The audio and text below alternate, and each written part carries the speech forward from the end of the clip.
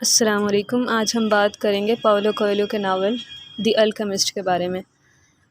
دی alchemist کا نام میں نے بہت زیادہ سنا تھا، لیکن میں نے اس ڈر سے نہیں پڑھا کہ اس میں کوئی کیمیکل ایکویشنس نہ ہوں، لیکن اب کیونکہ میں نے اسے پڑھ لیا تو ہم ڈسکس کر لیتے ہیں۔ یہ ناول پاولو کویلو نے 1987 میں پرتگیز میں لکھا اور صرف 2 ہفتوں کے اندر لکھا، اور اس کے بعد اس کے اردو، انگلش اور بہت سی لینگویجز میں ٹرانسلیشن ہو چکی ہے، اور میں نے اس کی انگلش ٹرانسلیشن پڑھی ہے جو کہ ایلن آر کلارک نے اس کو ٹرانسلیٹ کیا ہے۔ اور اس ناول کے آثر پاولو کویلو کو ایک UK بیسڈ کمپنی ریچ ٹوپیا نے 2016 میں 200 موسٹ انفلوئنشل کنٹمپریری آثرز کی لسٹ میں 2nd نمبر پہ رکھا۔ دی الکیمسٹ کی جو بک میرے پاس ہے، اسے ہارپر کولنز پبلیشرز نے پبلش کیا ہے، اور اس کے 177 پیجز ہیں، 2 پارٹس ہیں اور اینڈ میں ایپیلاگ ہے۔ اور جو لوگ اسے آن لائن پڑھنا چاہیں ان کو گوگل سے PDF مل جائے گا۔ سٹوری کی کریکٹرسٹکس کی بات کروں تو میں یہ کہوں گی کہ سلو فوڈ کی طرح ہے۔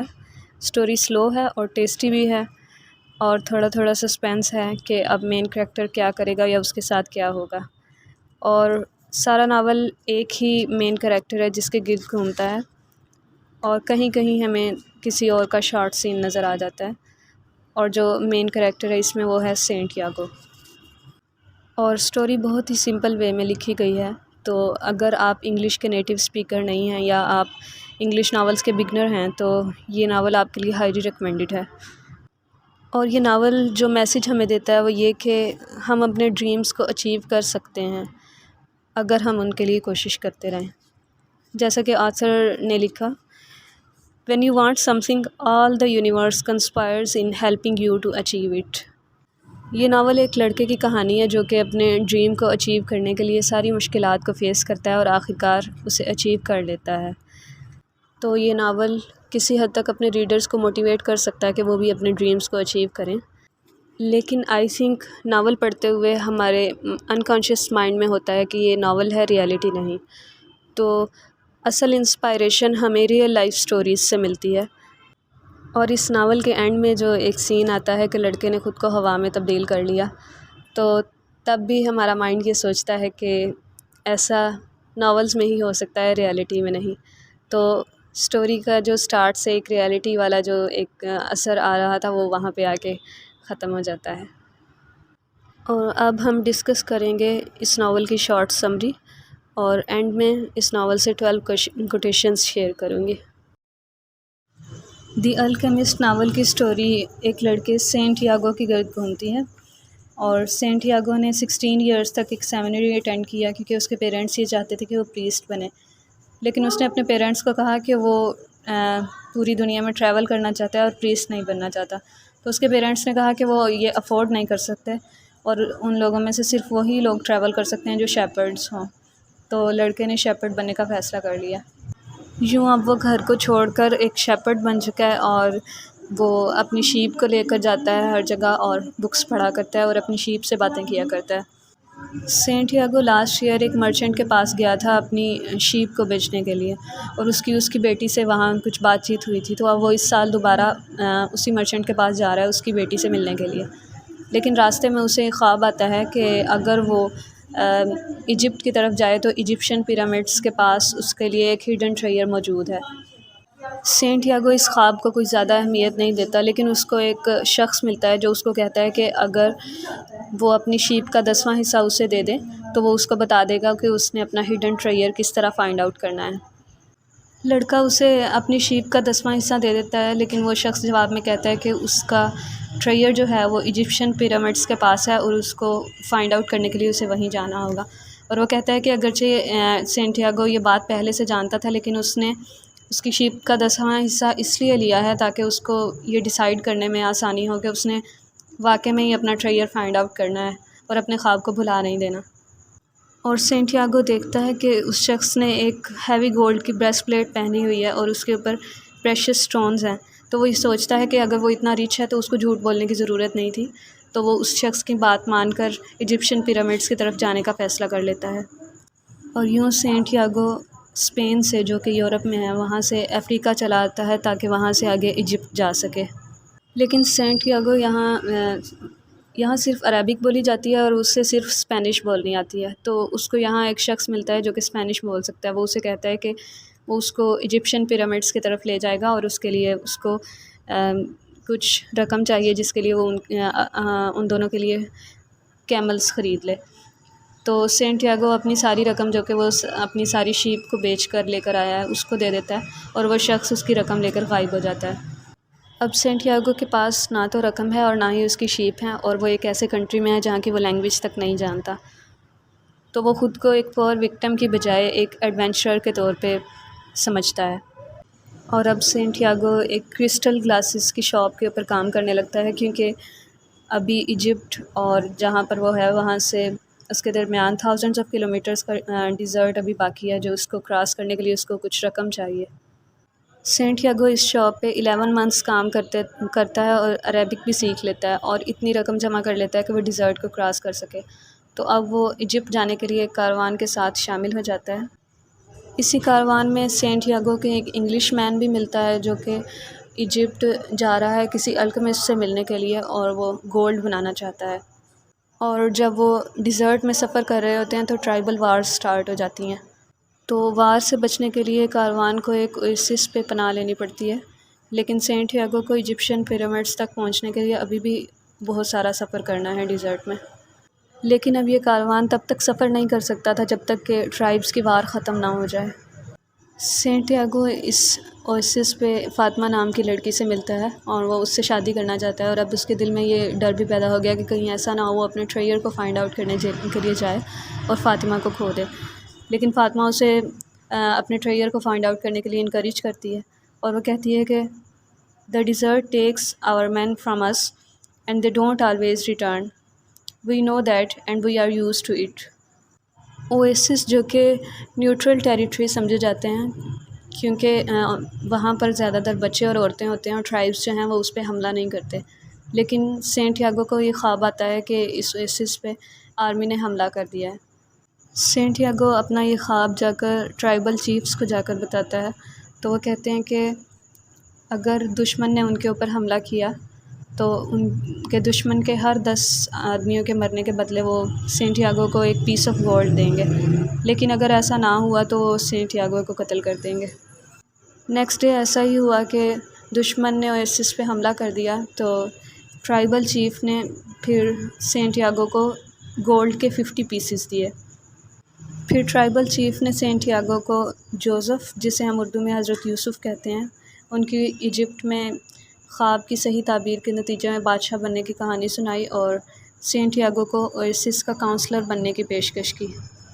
لیکن اسی اویسس پہ ایک الکیمسٹ جو رہ رہا ہے وہ یہ سمجھ جاتا ہے کہ اگر سینٹیاگو ایک سچا خواب دیکھ سکتا ہے تو وہ اپنا جو ٹریئر والا خواب ہے اس کو بھی سچا ثابت کر سکتا ہے. وہ اس کو یہ آفر کرتا ہے کہ وہ اپنا ٹریئر فائنڈ آؤٹ کرنے کے لیے ایجپٹ اس کے ساتھ جائے. تو سینٹیاگو اویسس کا کاؤنسلر بننے کے بجائے ایجپشین پیرامڈس کی طرف اپنا ٹریئر فائنڈ آؤٹ کرنے کے لیے الکیمسٹ کے ساتھ سفر شروع کر دیتا ہے. لیکن ڈیزرٹ میں کچھ ہی دن کے سفر کے بعد سولجرز ان کو دشمن کے جاسوس سمجھ کر پکڑ لیتے ہیں، لیکن الکیمسٹ ان کو بتاتا ہے کہ وہ دونوں جسٹ ٹریولرز ہیں اور وہ اپنے فرینڈ یعنی سینٹیاگو کے لیے گائیڈ کے طور پہ سفر کر رہا ہے. سولجرز ان کو ٹرائبل چیف کے پاس لے جاتے ہیں اور الکیمسٹ ان کو کہتا ہے کہ اس کا فرینڈ یعنی سینٹیاگو جو ہے وہ ایک الکیمسٹ ہے اور اس کے پاس ایکسٹرا آرڈینری پاورز ہیں اور وہ خود کو ہوا میں ٹرانسفارم کر سکتا ہے، اور اس کو ایسا کرنے کے لیے 3 دن چاہیے. اگر وہ ایسا نہ کر سکے تو پھر وہ چاہیں تو ان دونوں کو قتل کر دیں. اور اب سینٹیاگو بہت زیادہ پریشان ہوتا ہے کیونکہ نہ تو وہ الکیمسٹ ہے اور نہ ہی وہ خود کو ونڈ میں ٹرانسفارم کرنا جانتا ہے. اور الکیمسٹ اسے کہتا ہے if a person is living out his destiny he knows everything he needs to know. آخرکار 3rd ڈے کو سینٹیاگو سب کو کلف پر لے جاتا ہے اور پھر وہ اپنی لائف میں ڈیفرنٹ سکلز جو سیکھ چکا ہے، خاص طور پر یہ بات کہ ورلڈ کی ایک لینگویج ہے، وہ اس کو یوز کرتے ہوئے صحرا اور ہوا اور سورج سے ریکویسٹ کرتا ہے کہ اس کو ونڈ میں ٹرانسفارم کر دیں. لیکن سورج اسے کہتا ہے speak to the hand that wrote all only that hand could perform miracles or transform the sea into a desert or a man into the wind. تو نتیجتاً a current of love rushed from his heart and the boy began to pray. اور پھر ایسی ہوا چلی کہ اس جیسی ہوا پہلے کبھی نہ چلی تھی، اور نسلوں تک لوگ ایک لڑکے کے بارے میں بتاتے رہے جس نے خود کو ہوا میں تبدیل کر لیا تھا۔ اور جب ہوا تھمی تو لڑکا کلف کی بجائے کیمپ سے کافی دور موجود تھا، اور اگلے دن جنرل نے سینٹ یاگو اور الکمسٹ کو رخصت کر دیا۔ الکمسٹ اور سینٹ یاگو جب پیرامڈ سے 3 گھنٹے کی مسافت پہ تھے تو الکمسٹ واپس چلا گیا اور اب سینٹ یاگو کو یہ سفر اکیلے کرنا تھا۔ سینٹ یاگو جب پیرامڈس کے پاس پہنچا تو اس نے وہاں پر زمین کو کھودنا شروع کیا، لیکن وہاں پر اسے کچھ ٹرائبل وارز کے ریفیوجیز نے پکڑ لیا، اور وہ چاہتے تھے کہ اگر اس کے پاس کوئی دولت ہے تو وہ اس سے لے لیں۔ لیکن جب اس نے بتایا کہ وہ اپنے خواب کی وجہ سے یہاں آیا ہے، کہ اس کے خواب آیا تھا کہ یہاں اس کے لیے خزانہ دفن ہے، تو ان کے لیڈر نے سینٹ یاگو کو کہا کہ 2 سال پہلے اس نے بھی اسی جگہ پر یہ خواب دیکھا تھا کہ اس کو اسپین جانا چاہیے، اور وہاں پر ایک پرانا چرچ ہوگا اور اس کے پاس شیپرڈس اور ان کی شیپ ہوں گی، اور وہاں پر وہ کھودے گا تو وہاں اس کے لیے خزانہ دفن ہوگا۔ لیکن وہ اتنا اسٹوپڈ نہیں تھا کہ صرف ایک خواب کی وجہ سے پورا صحرا کراس کر کے اسپین جاتا۔ یہ کہہ کر وہ لوگ چلے گئے، لیکن لڑکے کو اب سمجھ آیا کہ اصل میں اس کا خزانہ کہاں تھا۔ The boy stood up shakily and looked once more at the pyramids. They seemed to laugh at him, and he laughed back, his heart bursting with joy, because now he knew where his treasure was. اور پھر ایپیلاگ میں ہمیں پتہ چلتا ہے کہ Saint یاگو church میں پہنچا، اور وہاں پر جب اس نے زمین کو کھودنا شروع کیا تو اس کو بہت سا خزانہ ملا، اور پھر افریقن ہوا کا ایک جھونکا آیا جس میں نہ تو ڈیزرٹ کی اسمیل تھی اور نہ ہی جنگ کی، بلکہ اس میں فاطمہ کے پرفیوم کی سینٹ تھی۔ I am coming, Fatima, the boy said. اور اب اس ناول سے کچھ quotes. He had noticed that as soon as he awoke, most of his animals also began to stir. It was as if some mysterious energy bound his life to that of the sheep, with whom he had spent the last 2 years, leading them through the countryside in search of food and water. They are so used to me that they know my schedule, he muttered. Thinking about that for a moment, he realized that it could be the other way around, that it was he who had become accustomed to their schedule. The boy could see in his father's gaze a desire to be able himself to travel the world, a desire that was still alive, despite his father's having had to bury it over dozens of years under the burden of struggling for water to drink, food to eat, and the same place to sleep every night of his life. It's the simplest things in life that are the most extraordinary. Only wise men are able to understand them. Everyone seems to have a clear idea of how other people should lead their lives, but none about his or her own. Everyone, when they are young, knows what their destiny is. At that point in their lives, everything is clear and everything is possible. They are not afraid to dream and to yearn for everything they would like to see happen to them in their lives. But as time passes, a mysterious force begins to convince them that it will be impossible for them to realize their destiny. Whoever you are, or whatever it is that you do, when you really want something, it's because that desire originated in the soul of the universe. It's your mission on earth. When you want something, all the universe conspires in helping you to achieve it. People are capable at any time in their lives of doing what they dream of. People learn early in their lives what is their reason for being. Maybe that's why they give up on it so early too, but that's the way it is. Every blessing ignored becomes a curse. How do I guess at the future? Based on the omens of the present. The secret is here in the present. If you pay attention to the present, you can improve upon it. And if you improve on the present, what comes later will also be better. Forget about the future and live each day according to the teachings, confident that God loves His children. Each day in itself brings with it an eternity.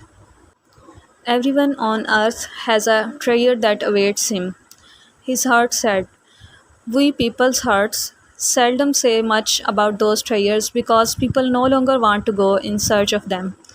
We speak of them only to children. Later, we simply let life proceed in its own direction towards its own fate.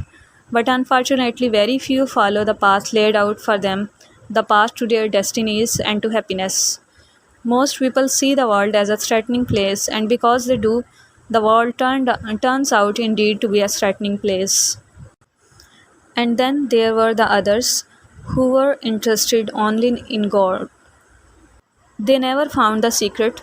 They forgot that lead, copper, and iron have their own destinies to fulfill, and anyone who interferes with the destiny of another thing never will discover his own.